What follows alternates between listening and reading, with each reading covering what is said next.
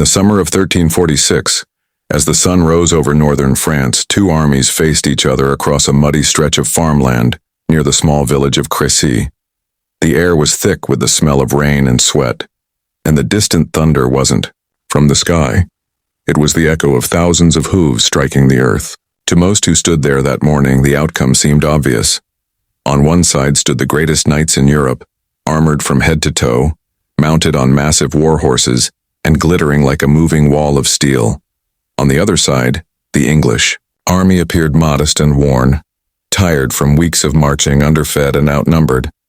They had no glorious armor or heavy cavalry formations. What they did have were long, curved bows of yew wood, and men who had spent their entire lives learning to draw, aim, and kill with them. King Edward III of England had led his forces deep into enemy territory during the 100 Years' War.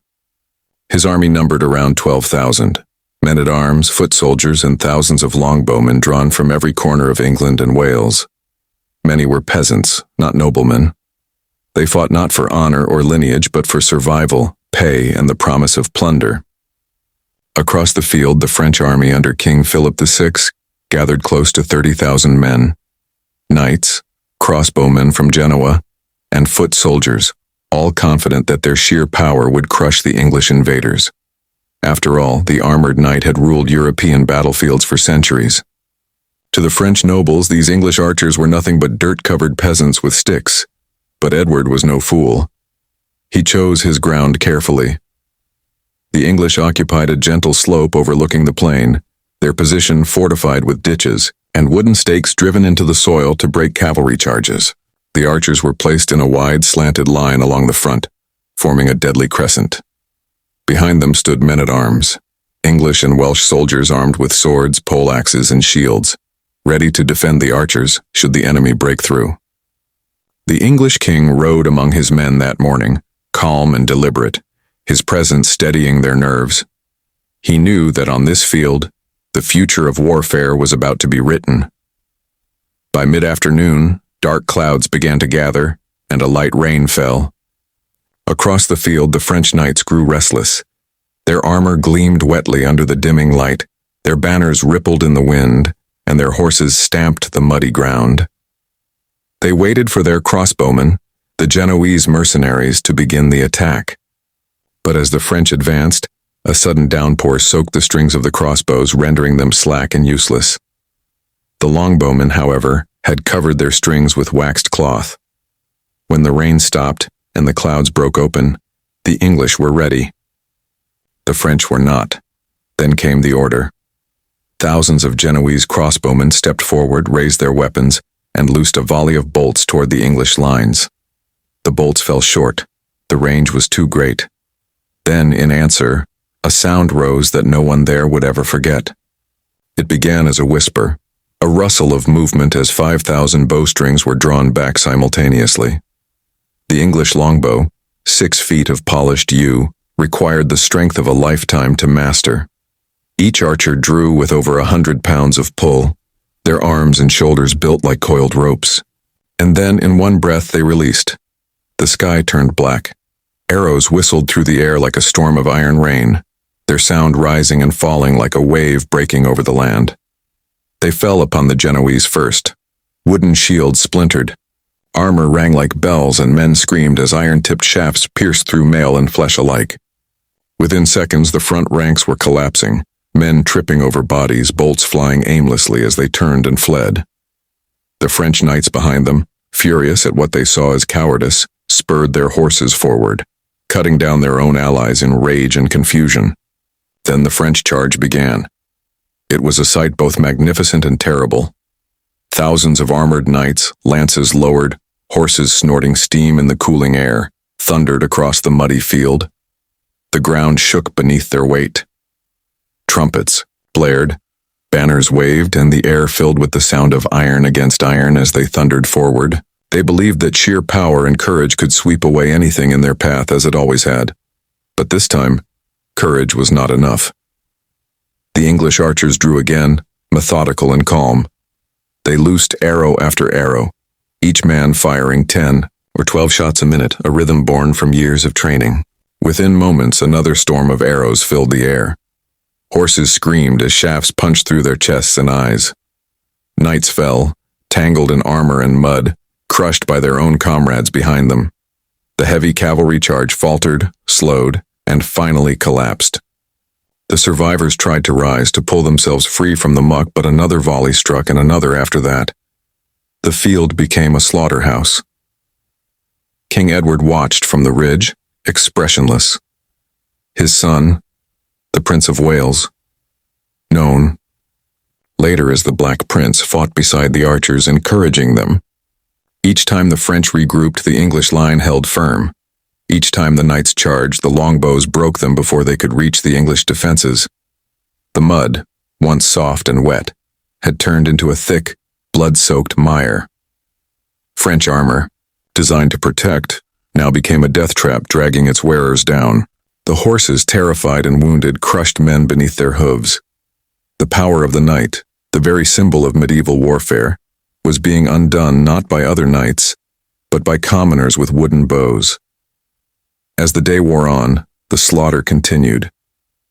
The French launched charge after charge, each more desperate than the last. The archers never faltered.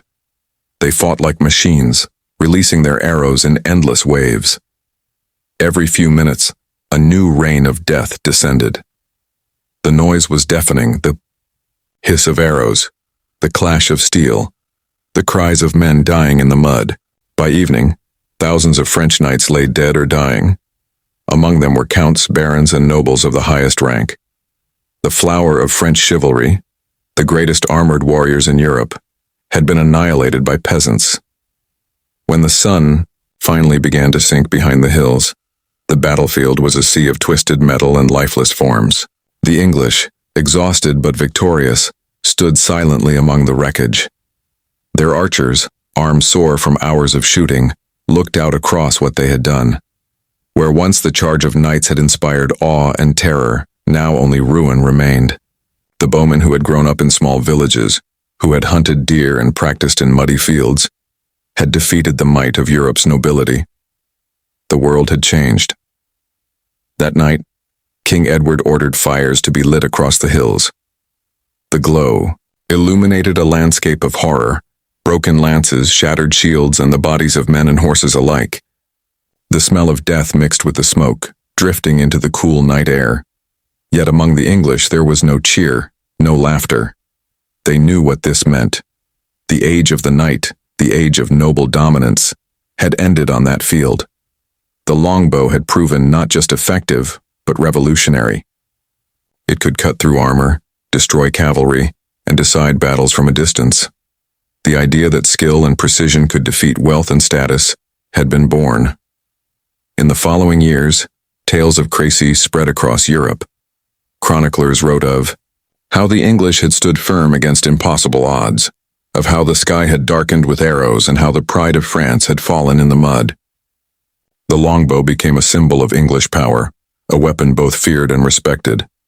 In taverns and castles alike, men spoke of the day the knights died, not as individuals, but as a class. No longer would armor and a noble title guarantee victory. The new masters of the battlefield were craftsmen, soldiers, and archers, men of skill rather than birth. For generations afterward, armies would try to imitate what the English had achieved. Some would succeed, others would fail. But the lesson remained. Range, discipline, and innovation could overcome even the strongest walls of steel. The Battle of Crécy was more than a victory. It was a turning point, the moment when the medieval world began to fade, and the modern concept of warfare began to rise. And as the fires burned low that night, King Edward stood on the ridge where he had watched it all unfold. The wind carried the smell of rain and blood, and the distant cries of the wounded echoed through the darkness. He turned to his son, the young Black Prince who had fought among the archers, and said nothing. He didn't need to. Both of them understood that they had witnessed something far greater than a triumph. They had seen the end of an era. The longbow had not only won a battle, it had rewritten the rules of war. The morning after the Battle of Crécy dawned gray and silent. The smoke of the previous night's fire still hung over the battlefield. drifting low across the blood-soaked earth. The crows had come early, black wings circling above a sea of motionless armor. The rain had washed away the dust, but not the horror. Thousands of bodies lay twisted in the mud, noblemen and peasants alike equal now in death. The English soldiers moved among them in silence, stripping armor, gathering arrows and tending to their wounded. There was no cheering, no victory songs. What had happened the day before was too immense, too terrible to celebrate. King Edward III stood upon a small rise, his cloak fluttering in the cold wind. His eyes scanned the ruin before him, the shattered lances, the broken standards, the fallen knights. It was said that a third of the French nobility had perished that day. The finest warriors in Europe had been brought down not by other knights but by the quiet, relentless rhythm of English archers. The king's face was unreadable, but those who saw him said there was a weight in his expression, as if he knew he had unleashed something far beyond his own intentions. Down among the wreckage, men worked to recover the wounded. The moans of dying horses filled the air. French survivors, stripped of armor and pride, lay shivering under the rain. Many begged for mercy. Some were executed, others ransomed. Among them were nobles who had once ruled vast lands, now helpless before the bowmen they had once scorned. The English archers, their arms still sore and fingers blistered from a day's relentless shooting, walked among the corpses with quiet awe.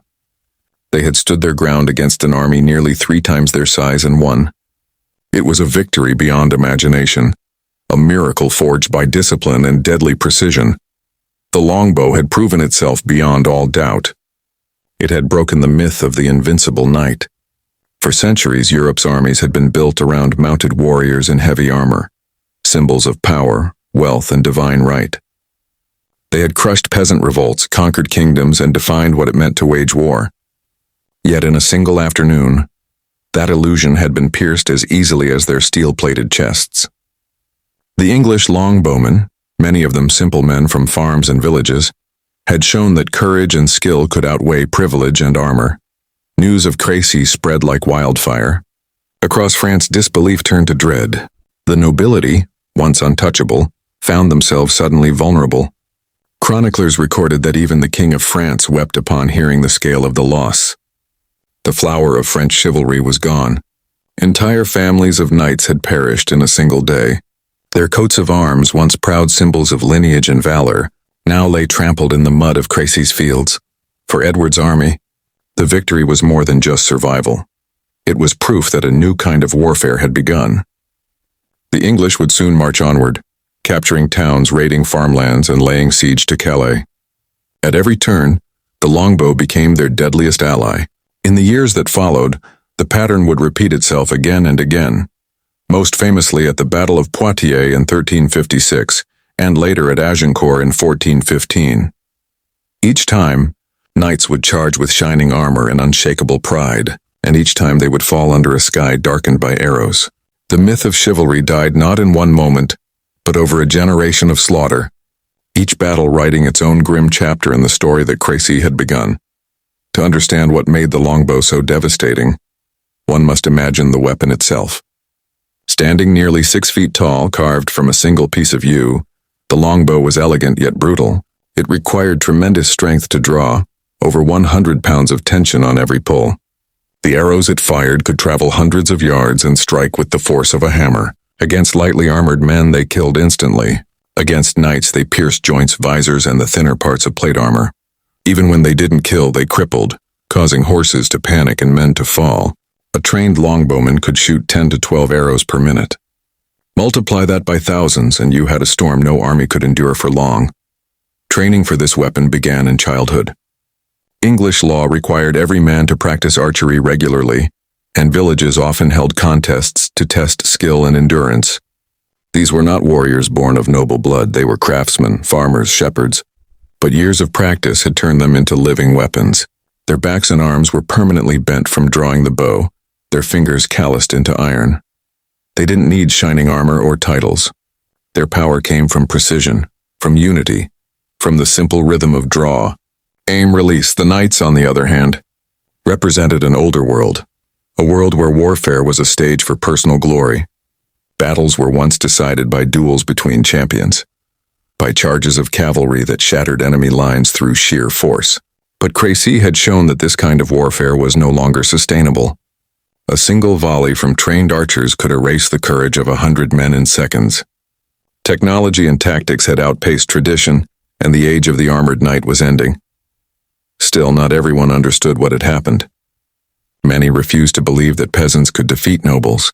Across Europe, old generals dismissed Crecy as an accident, a fluke of weather and luck. They clung to their armor, their lances, their outdated pride. But history does not wait for those who cannot adapt. The longbow had begun a quiet revolution. Armies became larger, cheaper, and deadlier. Commoners now held the power to decide wars once reserved for kings and barons, and for the first time the idea of professional soldiers, rather than aristocratic warriors, began to take shape. Back on the battlefield, the English buried their dead and marched toward the coast. Behind them, the fields of Crecy were left to rot. For weeks, the smell of decay hung in the air. The French villages nearby whispered of ghosts, the restless spirits of knights who had died in the mud, unable to accept that their era had ended. Chroniclers wrote that the rain returned again and again, as if heaven itself mourned the fall of the chivalric world.